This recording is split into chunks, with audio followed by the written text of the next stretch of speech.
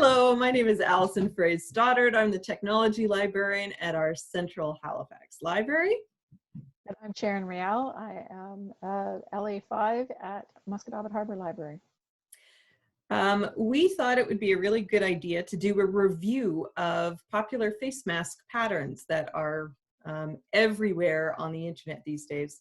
Our government has told us that it's probably a good idea for us to wear face masks, and as social distancing continues, we're probably going to be using these for a while. So we're taking some of the guesswork out for you. Sharon and I have done the grunt work in making these so that you don't have to test them all.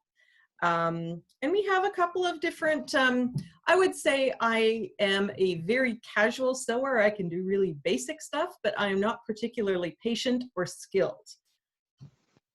I have a fashion design diploma from way back when, Sheridan College. They don't even offer the program anymore. It was that long ago. But I haven't sewn in a long time. And most of what I've sewn recently, like in the past 20 years, has been costumes for my children. So this is neat because it's kind of reawakened that passion in me that, oh yeah, I used to really enjoy doing this. So I might be sewing more now that we've done this. Yeah, so I think that having two different people reviewing the same patterns will be useful for all of us, because I don't have a lot of patience or skill for the fiddly patterns, and Sharon is a little bit more innovative. So with no further ado, let's review what we learned. So the Government of Canada has a page that on their website that has 3 different patterns, and they're all really, really easy. So we thought we'd start with those. One of them is, they actually have 2 no-sew options. So one of them is to cut the bottom of a t-shirt off and cut strips on it. So this one, it's pretty basic. You just tie it around one side, tie it around the other side, and this style is actually really comfortable because it's made out of t-shirt material. I don't think its efficacy would be super high. While it does get over your whole face, t-shirt cotton is notoriously breathable, so there's a lot of moisture that can come through. But if you have a t-shirt, you can do the front half and the back half, and you can make 2 masks. So if you would use these, I would suggest just doubling them up, maybe even sticking a coffee filter in between the 2 layers. And there was a bandana option as well. Yeah, and I did the bandana one. So it's really just folding the bandana in half and then putting a coffee filter and then folding the 2 sides, like folding 1/3 down and 1/3 up, and then putting an elastic band or a hair tie, sliding that over it, folding the 2 ends in, and then, now this one does not make any mention of a wire, and a lot of what you'll find on the interwebs suggests some sort of wire across the bridge of the nose so that you can cinch it in tight, but that's easy enough. I just slid a pipe cleaner in there so that it has a little bit of wire. Hooks on the back of the ears, pitch that in, and it's pretty good. There's 6 layers of cotton there. Bandana cotton is pretty loosely woven, so it's not a great option. But with 6 layers and with the coffee filter in there, I think this is probably going to be a pretty good option, and quick and easy and no sew. So there you are. And when you've used it, take the coffee filter out, throw it in the garbage, and throw this in the wash. There you go. The Canadian government PDF also has one sewed option that basically you take 2 pieces of fabric that are 6 inches by 10 inches, and you just sort of hem them badly and stick elastic on the sides. So elastic can be hard to find, so you can use rubber bands, you can use hair ties, there's all kinds of different things. So this one, if you're gonna sew a mask, this is not a great one. It's gaping like crazy on the bottom and on the sides. So you can kind of cinch up the sides to make it a little bit more snug, but it's just wasn't terribly happy with this mask just because it wasn't particularly comfortable, or it didn't really provide very good coverage either. So that is the suggestions from our government. Now I did see a little video on Facebook yesterday that showed how to make a NoSew mask out of a sock. So again, this would be an option if you don't, if you really can't sew. This fit is pretty snug. And you could always, you know, stick a coffee filter in between the two layers. Anyway, you get the idea. But it's really tight against the sides because the part around your mouth is where the heel of the sock is. It makes it really comfortable, actually. And just for you, I will demo with a real live sock how we do this. So this is the heel. You just cut off the toe and then cut off the ankle, and then you cut the narrow part and then kind of open it up, and you just want to snip some ear flaps or ear not flaps, what would you call those, Sharon? I have no idea. Things that go around your ears. Ear loops. Ear loops. I like that. Yeah. Anyway, so if you are really into very, very minimal fuss, this actually feels pretty good. And you don't have to wreck a whole t-shirt to do it. If you have a pair of socks that you don't wear anymore. A whole bag of mismatched socks like I do. Pardon me? Or a garbage bag of mismatched socks. Exactly, yeah. So this is an idea. And again, I would probably double these up and put a filter in between, but the fit is pretty good and they're pretty snug. So I don't hate that pattern at all. So that's our government suggestions, but we also know that there's a ton of stuff on the internet, particularly YouTube. So that's where we went next. We found a pattern. I forgot who sent me this pattern, but it's one I really, really like. It was really easy to sew. It uses 3 pieces of cotton, all cut to 8 by 10 size. So if you don't have fancy cutting equipment or anything, 8 by 10 is the size of kind of a standard, you know, photo that you might have in a frame. So even if you would trace something like that, that's the size of this pattern. And this one has no, you know, it's all really straight lines. It's really good for a novice like me to sew.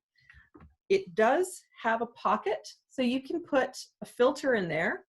We've been talking about coffee filters, but another place, a couple places I've seen recommend using shop towels. I think Sharon uses like a Swiffer lining.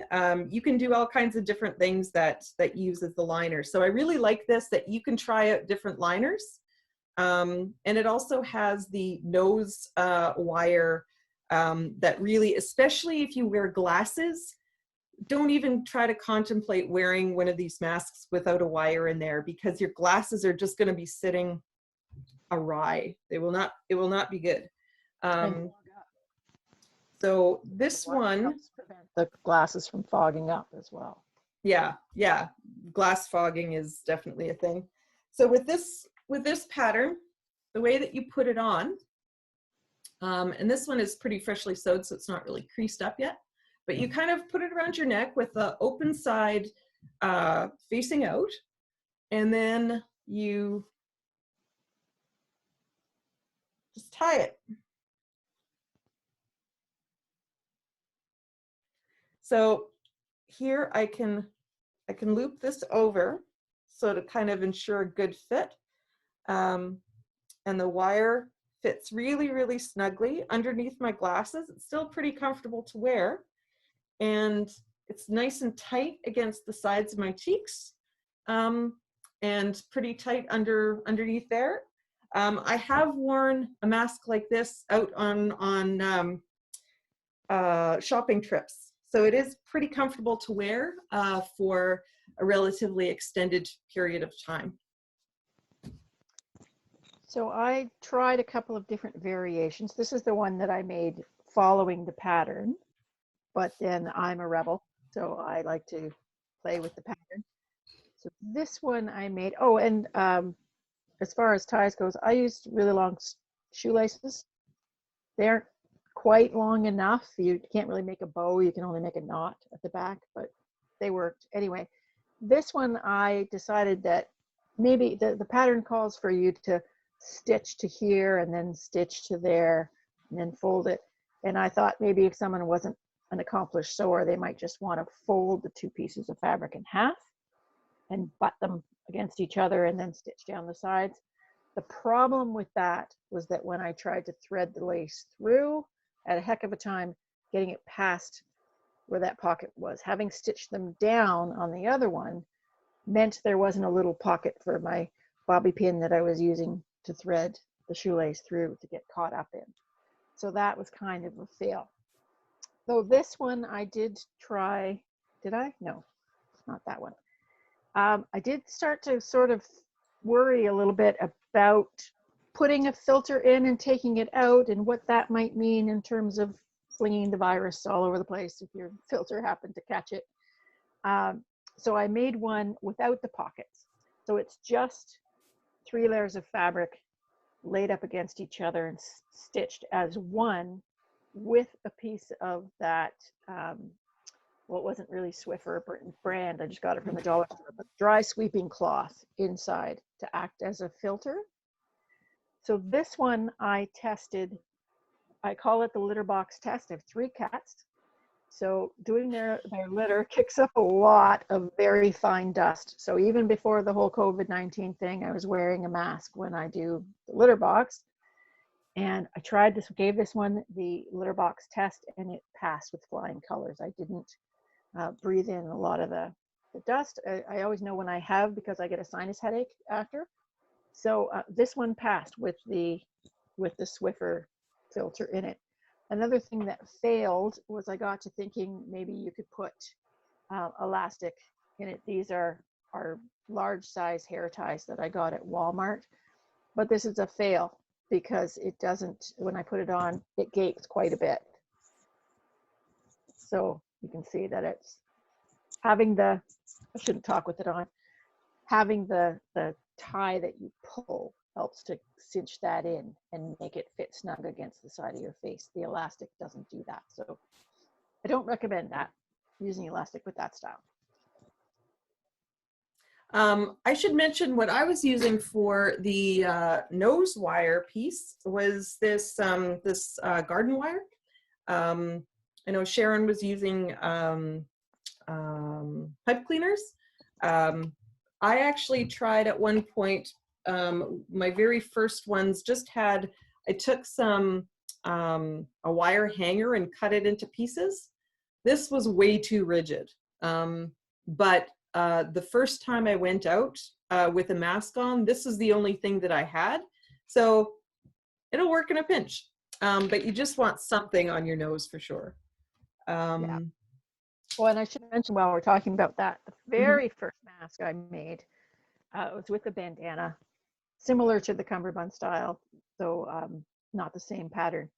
And this one, I took the wire out of a wire edge ribbon, and that was too wimpy. It doesn't hold up. It doesn't have enough heft to it. So yeah. And I think if you could probably use twist ties, but I would probably want to use a couple of them, maybe twisted together, maybe, because a single one I don't think would like hold heavy fabric as well as it could. Okay, our next pattern that we liked. I should mention that this pattern, the flat pattern, flat pattern with the filter pocket, that one, the blog that we'll link to, the account is called Homemade on the Homestead.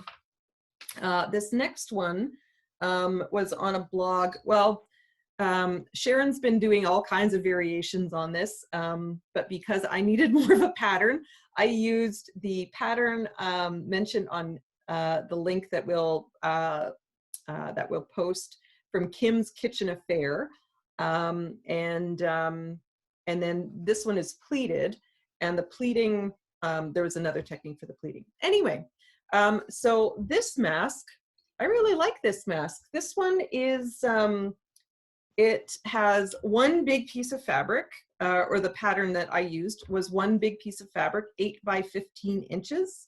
And then you fold it over, and then this design, anyone with pleats, it really, really is helpful if you have an iron. I think that this would probably be pretty tricky if you didn't have an iron, because you need to just kind of like press all of your folds in place. So if I, hold it really straight, you can see where these pleats originally were. But when you put it on, it just has the added bonus of just making it a lot more comfortable. But there's no gaping. And it also does have a nose wire, which I really like. We have decided is vital. And then there is also a space for a pocket, so or for a filter. So I put some of that that shop towel in there, put coffee filters or whatever. But I haven't gone out for a long time with these. I have heard that the styles that use these loops, if you wear them for a long time, your ears can get really sore. Certainly we've been hearing that a lot from healthcare professionals, that their ears get really sore. Actually, Sharon has a really good hack for that. I don't know if you have it handy. Yeah, I do. But we've been at the Central Library, we've been printing some 3D printed mask extenders, but Sharon did one with buttons, and it kind of does the same thing. It's easy peasy, just 2 layers of fabric stitched together and then put buttons on them. So this. So then when you put it in the back, you could just loop them around whatever button works for you. Right. Yeah. So that's also a very good hack. So I like this one. I found it very, very easy to sew. I think you're supposed to be really careful about when you're folding your pleats that they don't overlap each other. I was not that careful, and so my sewing machine didn't love it. But if you go slow, it's fine. But Sharon probably has some better tips there. Oh, I had fun with this one. So this is the one that I made according to the pattern. The pattern does call for elastic, which is hard to come by, as we've said, so you might have to try to play with it. And it has the filter pocket. This one I subjected to the litterbox test with a coffee filter in it, and it passed with flying colors, so that was good. And this one I used the same gardening wire that Allison mentioned in this one.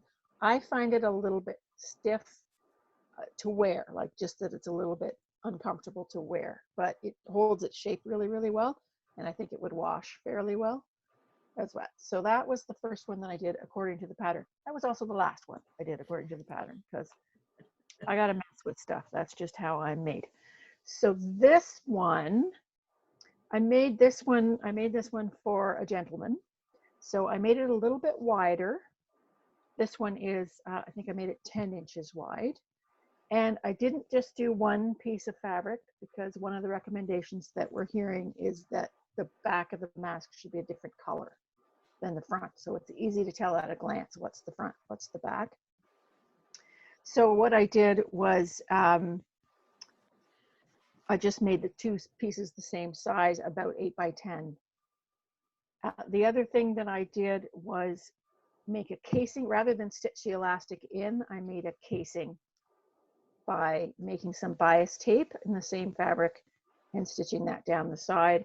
That way the elastic, because the person I made it for doesn't live with me, I can't try it on him. That way the elastic can be knotted. I won't pull it out, but there is a knot that he can pull that out and adjust it as needed and then pull it back in to the casing. I also find that the elastic with the casing helps to cinch that up a little bit better as well, so that it fits really, really nice and snug against the face. So that was a good one. I haven't tried this one. This one I didn't make with a filter pocket. I put the Swiffer stuff inside it. This one, not that one, this one. This one I did make with a filter pocket. And this one I did a 10-inch square and then one that was 10 by 8. So that, when I folded it in half, then I could fold the outside fabric over the back, and then the filter pocket is there. The wire is tucked up in here and stitched in. Same thing with the elastics. But if you don't have elastics, I made one very much like that, that has a similar sort of tie as the flat mask we talked about in the beginning. This one I have done the litter box test with, and it passed as well. This is parachute cording. I have a whole spool of this that a patron gave us, but you can get in the craft section of the dollar store, you can get parachute cord for fairly cheap. And I think that's all my variations on the cummerbund style. Oh, except for the paper one. I didn't talk about the paper one. Oh, I love the paper one. So this is another NoSew style. So based on the cummerbund design, I took 2 pieces of the choose a size paper towel, so they're a little narrower. 2 pieces, one in the front, one at the back, 2 coffee filters in between. Just layered them on top, folded the edge over a wire and taped it. So that's the top. So there's my pipe cleaner is in there. And then just made some pleats. I didn't make as many pleats in the paper as I did in the fabric because it's not wide enough. Made a couple of pleats, folded the ends over just a rubber band, taped them down, and away you go. This one passed the litter box test. So my only caveat is don't use 5-year-old painter's tape that you got at the dollar store, because it doesn't smell very good. So if you have it, use newer masking tape so that you're not gagging when you're wearing it. The nice thing about that one is that it's disposable. So when you're done with it, throw it out. The very last one, there's a lot of folks who are making kind of like cone style masks, and they generally have are very, very well fitted. I tried one and didn't really have a lot of success, so I'm not going to go into it. But one design that I heard really, really good things about has been published by the University of Florida medical department, I think. So they have a really strong recommendation to use the halyard fabric. It's medical fabric that when medical instruments get sterilized, it's sort of wrapped in this fabric that is extremely, it basically, where cotton is very porous, this stuff is not porous at all, yet you can still breathe through it. So we didn't have any of that stuff, but I printed out the pattern and then gave it to Sharon to try because it looked maybe a little bit beyond my capability. It was a little bit fiddly, and because it's designed to be used with a fabric that does not fray, it made no attempt whatsoever to finish the edges. So it's not real pretty. And because the fabric that it's designed to be made with is itself a filtering fabric, there's no provision for any kind of a filter pocket or anything in it. So this is made with some pretty heavy, this is almost, I would call this upholstery fabric. And yeah, it's not real pretty. It does fit very, very nicely. It has a wire in it. It fits snugly all around the face. It ties around the back of the head so you don't have the elastic that's uncomfortable. But it doesn't look real nice. So I had to play with it. So I made one where I did sew right sides together and turn it inside out so that your edges are finished more like a garment would be. And this one I sewed shop towel into it so that it has that filtering property. And I used the parachute cord. The original pattern has you fold over and make the ties. Really a lot of work and time consuming. And if you're wanting to bang off a whole bunch of masks real quick, you don't want to have to be making the ties. So I just used the parachute cord. I really like this. It's comfortable. It looks good. I really wanted this one to pass the litter box test, but it failed. And within a very short period of time cleaning the litter box, I was starting to cough. I was breathing in that dust. And I think it's because of this seam down the front that it's those tiny little holes that the needle makes is letting that fine dust in, would be letting, microscopic particles in. So unfortunately, this is not really an effective design, at least in fabric. It might be great in that, I can't remember the name of it, but in that medical fabric, it might be wonderful, but not so great in cotton, unfortunately. So that's that one. We tested these things so you don't have to. So that sort of is the end of our test. Sherrod, which was your favorite design? I think in terms of ease to make, if you're not an accomplished sewer, I like the flat back one the best. I find the cummerbund style a little more elegant, if a face mask can be elegant. But yeah, yeah, in terms of being effective and being easy to make, I think that the flat one is clear winner. Yeah, and what I like about that one, I mean, I liked both of the cummerbund style, but I think the flat one, it's easier to put in that filter material in, and you can really double it up. The last time I went to the Sobeys, I wore that flat one, and I put it with the shop filter, the shop towel as a filter, a double layer of that stuff. And I actually found that this stuff is not terribly porous. So I found that with my mask, it was when I was using the ones with a slightly heavier fabric, but I could feel air kind of coming out my cheeks a little bit.